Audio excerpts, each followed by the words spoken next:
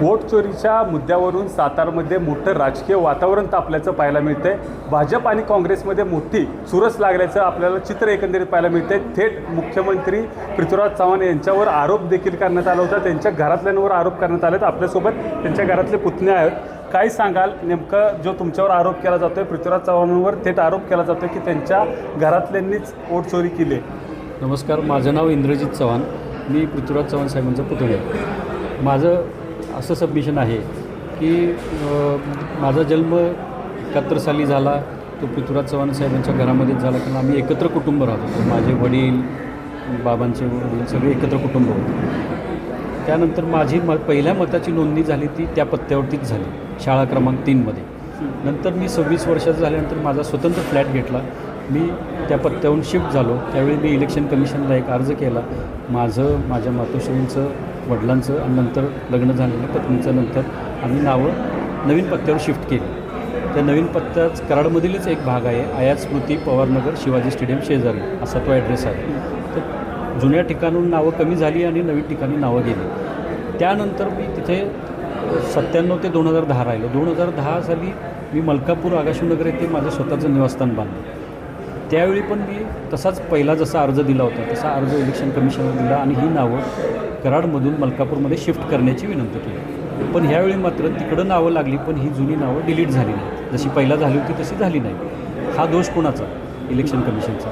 त्यामुळं याच्यावरती माझा स्पष्ट आरोप आहे की इलेक्शन कमिशननं आपलं काम व्यवस्थित केलं पाहिजे, डुप्लिकेशन अवॉइड केलं पाहिजे, किंवा मग एकच नाव 2-2 वेळा येते, 3 वेळा येते, हे जे काय प्रकार आहे त्यासाठी त्यांनी काहीतरी ठोस पावलं उचलली पाहिजेत। आणि याचा गैरफायदा आज बरीच ऑब्व्हियसली सत्ताधारी पक्ष उचलायचा प्रयत्न करतो आहे आणि असे आरोप करून पृथ्वीराज चव्हाण साहेबांचं हनन करण्याचा प्रयत्न करत आहेत। एक माझा दुसरा आरोप आहे, पृथ्वीराज चव्हाण साहेबांचं नाव घेतलं की देशभर बातमी जाते। आज महाराष्ट्राच्या मुख्यमंत्र्यांनी देखील हा विषय त्यांच्या तोंडातून उच्चारला आणि असं करत असताना मग इथल्या भारतीय जनता पक्षाच्या नेतृत्वाला काही आपलं काळं बेरं हे ह्याच्याखाली दडवायचं आहे, असं काय आहे का? म्हणजे जसं म्हणतो उलटा चोर कोतवाल राहतो किंवा चोराच्या उलट्या बोंबा, असा काही प्रकार आहे का? हा माझा प्रतिप्रश्न। एकंदरीत आपल्यासोबत स्वीप सहाय्यक देखील आहेत। पृथ्वीराज चव्हाणांबरोबर अनेक वर्ष त्यांनी एकत्र काम केलं आहे। साहेब, तुमच्यावर देखील आरोप होते, तुमच्या कुटुंबावर आरोप होते की तुम्ही एकत्र येऊन ती वोट चोरी केल्याचं देखील भाजपच्या कार्यकर्त्यांकडून आज आरोप झाला, तुमच्यावर पत्रकार परिषद देखील झाली, काय सांगा? मी गजानन आवळकर, स्वीय सहाय्यक पृथ्वीराज, माजी मुख्यमंत्री पृथ्वीराज चव्हाण। माझ्यावर जे आरोप केलेले ते पूर्णपणे खोडसाळपणानं केलेले आहेत, ते निराधार आहेत आणि त्याचं मी खंडन करतो। मला PA बदनाम झाला की त्याचं डायरेक्ट कनेक्शन आपल्या नेत्यावर येतं।